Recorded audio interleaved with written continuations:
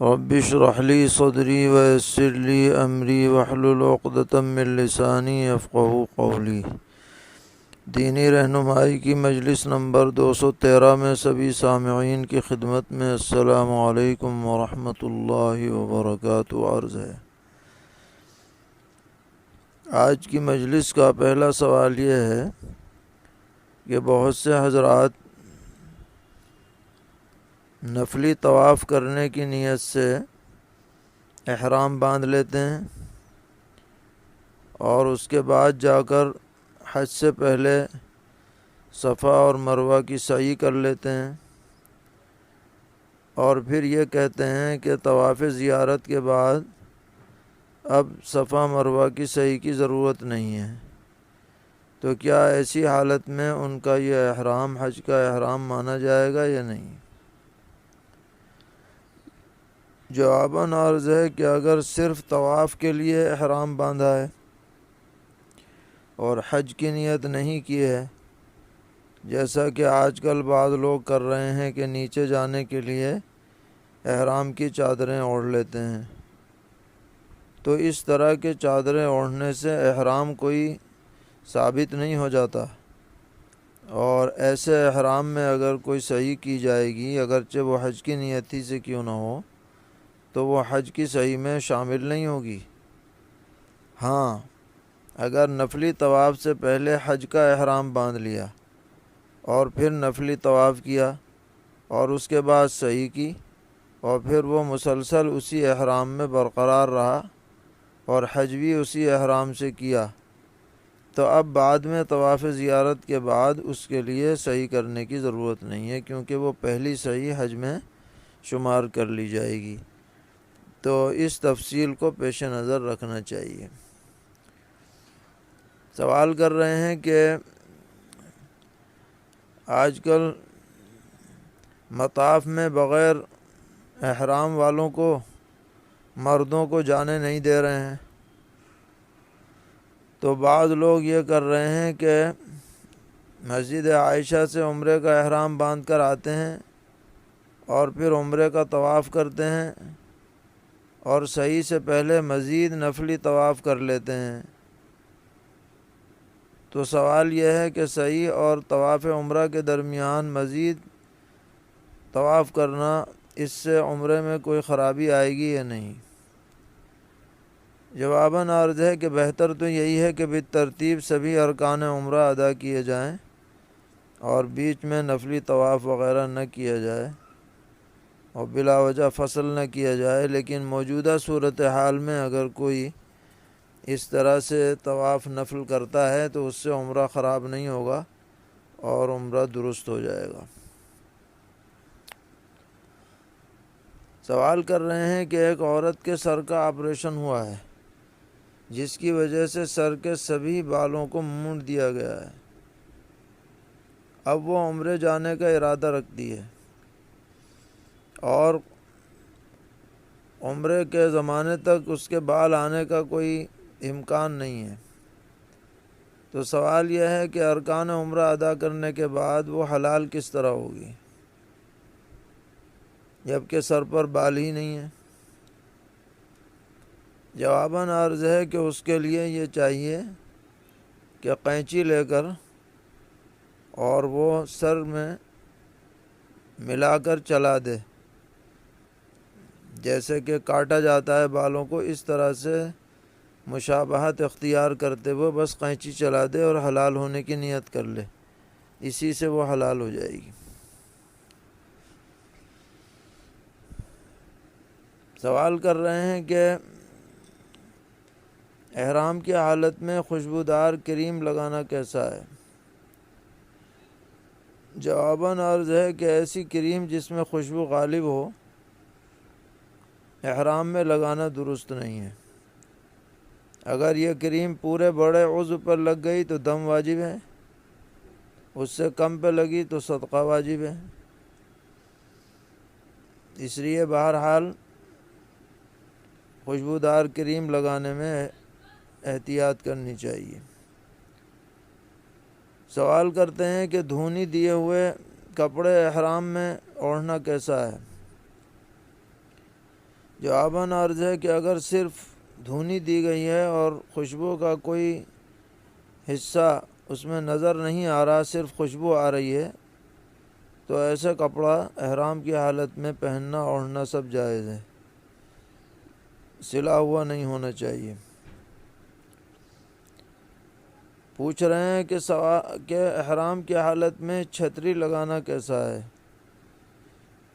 جواباً عرض ہے کہ چھتری لگانے میں کوئی حرج نہیں ہے، اس سے احرام کی کوئی جنایت لازم نہیں آتی ہے، کیونکہ چھتری کوئی پہننے والی چیز نہیں ہے، وہ صرف سائے کے لیے ہے۔ سوال کرتے ہیں کہ احرام میں ماسک لگانا کیسا ہے؟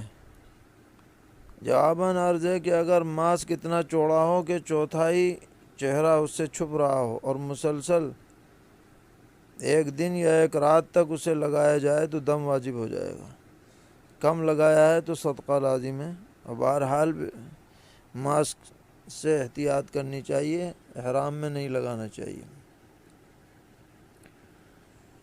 پوچھ رہے ہیں کہ عضو صغیر اور عضو کبیر وغیرہ پر خوشبو کے مسائل کا مطالعہ کر رہا تھا، چند مسائل میں کچھ تشنگی رہ گئی ہے، اس لیے سوال کر رہا ہوں۔ نمبر 1، اگر خوشبو کی مقدار کم ہو اور بڑے عضو پر چوتھائی سے بھی کم لگائی ہو تو کیا حکم ہے؟ جواباً عرض ہے کہ اس صورت میں صدقہ واجب ہے، دم واجب نہیں ہے۔ دوسرا سوال، اگر خوشبو کی مقدار کم ہو تو کیا پورے چھوٹے عضو پر لگانے سے صدقہ فطر واجب ہوگا؟ اگر اس سے کم چوتھائی سے زیادہ تو کیا، اور چوتھائی سے کم ہو تو کیا حکم ہے؟ باہر صورت صدقہ واجب ہے، جب بڑے عضو پر نہیں ہے، چھوٹے پر لگی ہے، اب وہ چاہے پورے پر لگی ہو یا کم پر، بہرحال صدقہ واجب ہے۔ تیسرا سوال یہ ہے کہ خوشبو کی مقدار زیادہ ہو اور پورے چھوٹے عضو پر لگانے سے دم واجب ہوتا ہے، تو اس سے کم چوتھائی سے زیادہ میں کیا واجب ہوگا اور چوتھائی سے کم میں کیا؟ اس میں خوشبو کی مقدار دیکھی جائے گی کہ اگر اتنی مقدار ہے کہ بڑے عضو کو سنبھال سکتی ہے، پورے کو احاطہ کر سکتی ہے، تو اس پر دم واجب ہوگا، اگرچہ چھوٹے عضو سے کم میں لگی ہو۔ سوال کر رہے ہیں کہ حج میں بعض جنایات پر صدقہ واجب ہوتا ہے، اس کی مقدار کیا ہے؟ ہندوستانی روپے میں کتنی تعداد ہوگی؟ اور کیا یہ صدقہ حج کے بعد گھر واپس آ کر بھی ہندوستان میں دے سکتے ہیں یا نہیں؟ جواباً عرض ہے کہ اکثر جگہوں پر حج کے مسائل میں جب مطلق صدقہ بولا جاتا ہے تو اس سے صدقہ فطر مراد ہوتا ہے، جس کی مقدار ہمارے ہاں آج کل 50-60 روپے بیٹھتی ہے، اور اس صدقے کو آپ کہیں بھی ادا کر سکتے ہیں، کوئی حرم میں ہی ادا کرنا ضروری نہیں ہے، البتہ افضل ہے کہ وہیں ادا کیا جائے، لیکن بعد میں بھی ادا کر سکتے ہیں۔ سوال کرتے ہیں کہ ہماری فلائٹ 23 جون کی شام کو 8 بجے دلی سے جدہ روانہ ہوگی اور میں 24 جون کی صبح کو مکہ معظمہ پہنچ جاؤں گا، اور میرا وہاں سے واپسی کا نظام 8 یا 9 جولائی کو ہے۔ اس طرح میرا مکے میں کل ملا کر 16-17 دن قیام رہے گا، تو وہاں میں نماز پوری پڑھوں گا یا قصر؟ اس درمیان منی عرفات بھی جانا ہوگا۔ جواباً عرض ہے کہ جو حضرات منی اور مزدلفہ کو مکہ معظمہ کے تابع مانتے ہیں، یعنی قصر و اتمام کے سلسلے میں جو حکم مکہ کا ہے وہی حکم منی اور مزدلفہ کو دیتے ہیں، ان کے نزدیک آپ مقیم ہیں اور ہر جگہ آپ نماز پوری پڑھیں گے، اور ہمارے نزدیک اسی قول میں احتیاط زیادہ ہے۔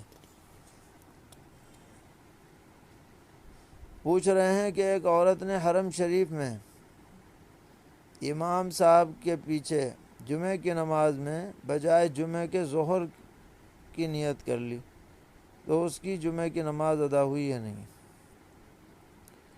جواباً عرض ہے کہ اگر اس کے دل میں خیال جمعہ کا تھا لیکن زبان سے ظہر کا لفظ نکل گیا تو نماز میں کوئی خرابی نہیں آئی، جمعہ ادا ہو گیا۔ لیکن اگر اس نے بالقصد یہ جانتے بوجھتے ہوئے کہ امام جمعہ پڑھا رہا ہے اور میں ظہر پڑھ رہی ہوں، اس طرح سے الگ نیت کی ہے تو پھر نماز اس کی نہیں ہوئی، ظہر اسے دوبارہ دہرانی پڑے گی۔ سوال کرتے ہیں کہ ہم نے اپنے لڑکے کے عقیقے کی نیت سے پچھلے سال بڑے جانور میں ایک حصہ لیا تھا، اب ہمارا ارادہ یہ ہے کہ اس سال اسی کا دوسرا حصہ لے لیا جائے اسی لڑکے کی عقیقے کی نیت سے، تو کیا یہ درست ہے؟ جواباً عرض ہے کہ جی ہاں، اس میں کوئی حرج نہیں ہے، لے سکتے ہیں۔ پوچھ رہے ہیں کہ اگر بڑے جانور کے پیدائشی 2 پستان نہیں ہیں تو قربانی کا کیا حکم ہے؟ جواباً عرض ہے کہ بڑے جانور میں 2 پستان کا نہ ہونا عیب ہے، لہذا اس طرح کے عیبدار جانور کی قربانی درست نہیں ہوگی۔ پوچھتے ہیں عید مبارک کہنا کیسا ہے؟ جواباً عرض ہے اس میں کوئی حرج نہیں ہے، عید کی مبارکباد دے سکتے ہیں۔ پوچھتے ہیں آج کل لوگ موبائل بھی فائننس کرا کے قسط وار خرید رہے ہیں، جس میں شروع میں کچھ چارج لگتا ہے جسے پروسیسنگ فیس کہتے ہیں، تو اس طرح قسط وار موبائل خریدنا کیسا ہے؟ جواباً عرض ہے کہ اگر اس معاملے میں پہلی ہی مجلس میں پوری قیمت طے ہو جائے اور پھر اس کی قسطیں مقرر ہو جائیں اور درمیان میں بینک کا یا سود کا کوئی معاملہ نہ ہو، اور یہ نہ ہو کہ اگر بروقت قسط ادا نہ ہوئی تو ایسی صورت میں پیسے زیادہ دینے پڑ جائیں گے، ایسی کوئی شرط نہ لگی ہو، تو اس طرح سے قسط وار کسی بھی چیز کو خریدنا درست اور جائز ہے۔ ناجائز وہی شکلیں ہیں جس میں سود لینا یا دینا پڑتا ہو، وہ جائز نہیں ہے، لیکن جہاں سودی لین دین نہ ہو اس کے جواز میں کوئی رکاوٹ نہیں ہے۔ اللہ تعالی ہم سب کو دین پر استقامت عطا فرمائیں، ہر طرح کے شرور سے محفوظ رکھیں، اپنی رضا اور خوشنودی سے مالا مال فرمائیں۔ وصلی اللہ تعالی علی خیر خلقہ محمد وآلہ وصحبہ اجمعین برحمتک یا ارحم الراحمین۔